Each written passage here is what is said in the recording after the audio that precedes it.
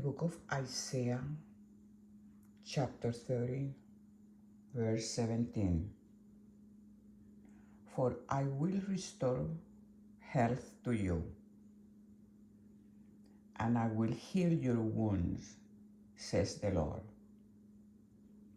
For I will restore health to you, and I will heal your wounds, says the Lord, because they have called you an outcast, saying, This is Zion, whom no one seeks after, or for whom no one cares.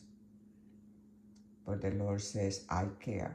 I will heal and I will restore health to you, and I will heal your wounds, says the Lord, because they have called you an outcast, saying, This is Zion, whom no one seeks after, and for whom no one cares.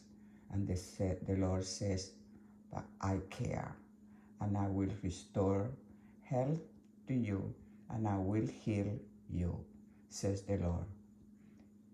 Isaiah 30:17.